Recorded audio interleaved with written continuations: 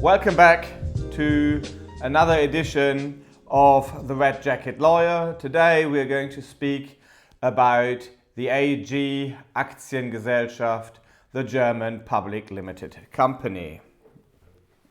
This is Germany's corporate heavyweight.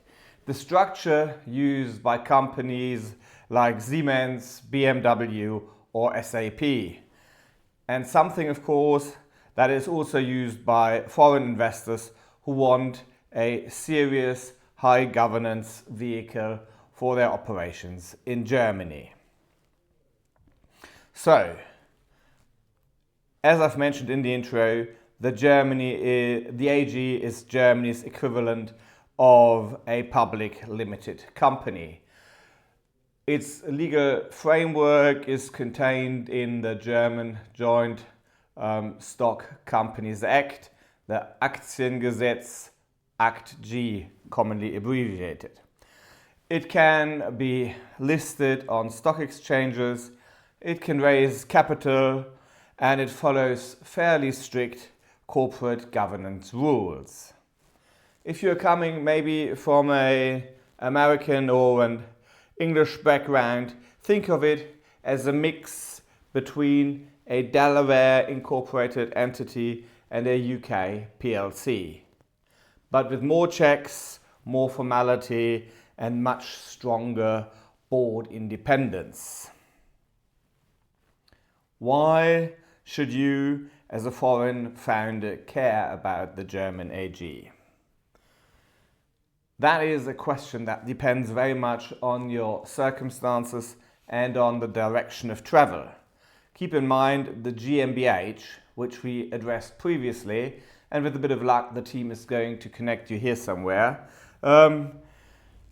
is a much easier to maintain and run company that requires much less money as well.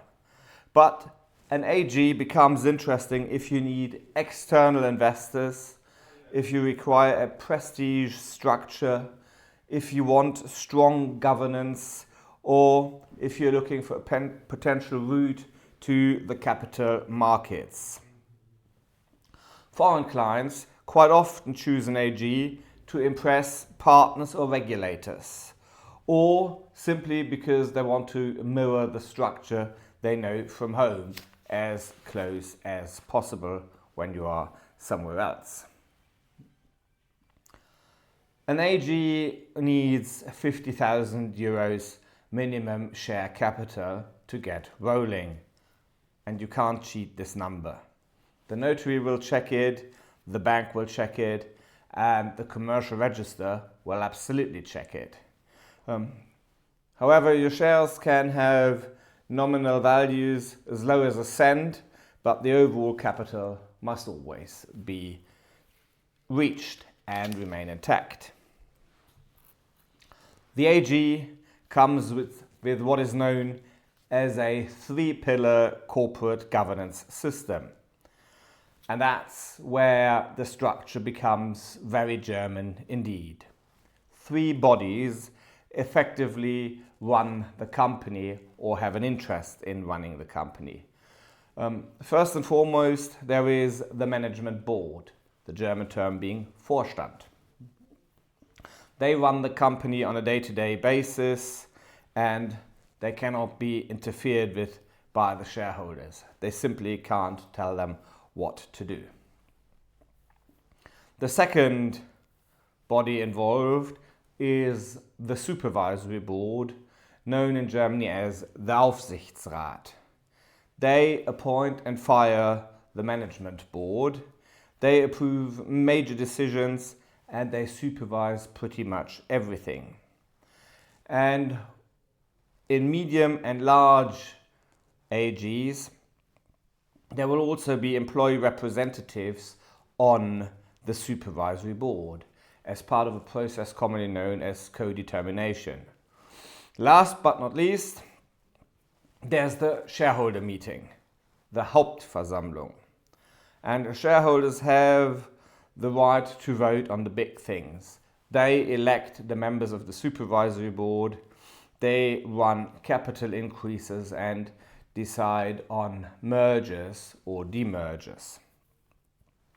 So there are three distinctly separate bodies, and even if you are the sole shareholder, you can't do away with the structure and you can't be on all management boards at the same time, because there is a statutory bar that prevents members of the supervisory board being on the management board and vice versa. So even a single shareholder cannot have unlimited control. Transparency and reporting. AGs are highly transparent. Their annual accounts must be audited, and the corporate governance rules in that respect are strict.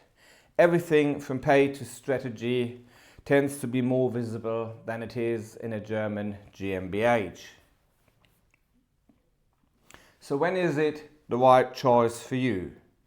An AG is worth considering if you want a recognizable international structure, if you want a very clear-cut governance framework where people will trust that it is safe from day-to-day interference by individuals, and if you, along with that, value independent directors, or if you envisage a future listing of any sort.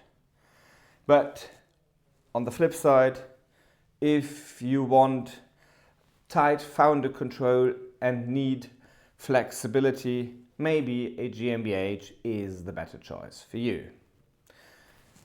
If you want to see how an AG compares to a GmbH or how to set up an AG, subscribe to our channel.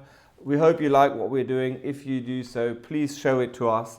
If you have any questions, please let us know. We will keep this little series on the AG running with more to come. Thank you.